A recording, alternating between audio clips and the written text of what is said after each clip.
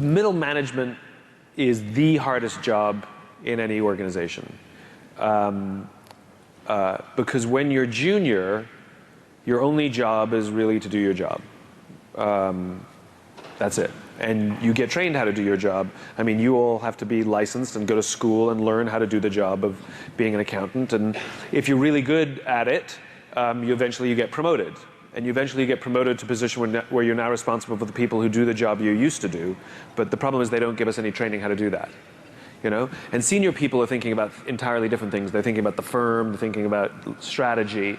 And the problem is, so you have this middle group that's in this sort of weird mix where they have to be strategic but not majority strategic, and they have to be tactical but they're not majority tactical, and they have to translate what's going up here to down there and down here to up here, and most things break in the middle. Because I'll meet firms where the leadership's amazing and they're visionary and they care about people and they want to do the right thing, and then I go down to the front line and they're like, yeah, this place is the worst.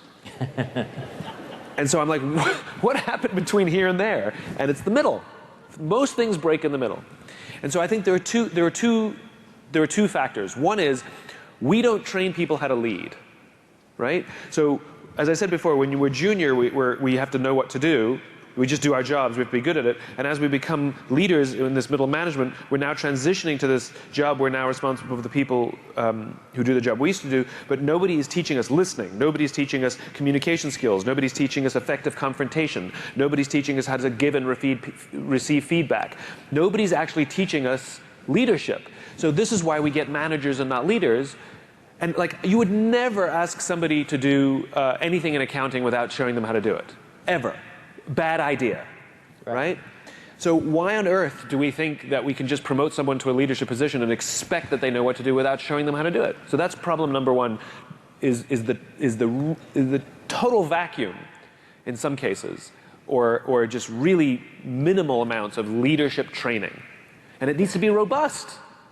The other problem that I come across very often is I get some really wonderful self-taught leaders in middle management. They're reading books, they're going to conferences themselves, they're watching TED Talks. I mean, they're students of leadership, they have mentors. I mean, they're really making a go of it, and they complain that the senior management, all they care about is the quarterly earnings. And so the problem we have there is they're trying so hard to do the right thing, but management really doesn't care.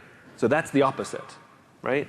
And in those cases, I generally recommend that the right thing to do, I mean, quitting is always an option, but that's not necessarily the best option or the first option. But I always recommend to be the leader you wish you had, which is, I get the question, it is one of the, if not the most common question I get, which is, what do I do when I'm trying to do the right thing and my boss or my boss's boss or my boss's boss's boss just don't get it, you know? All they care about is money before people. And the answer is you can't control what you can't control.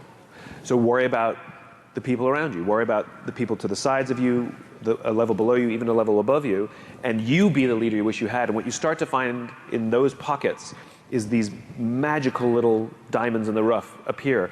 We worked with a large technology company, and we worked with a group where that's exactly what we did. We developed this whole leadership thing just for this little group in the middle. And yes, they started to do better, and their numbers went better, and the group expanded, and blah, blah, blah, all the things you'd expect to happen. But one thing we didn't expect is that the phone started ringing off the hook from other people in the firm asking, can I get a job in your group?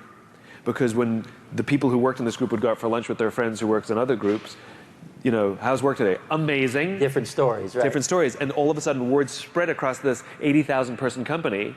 And this is only a group of 150 people.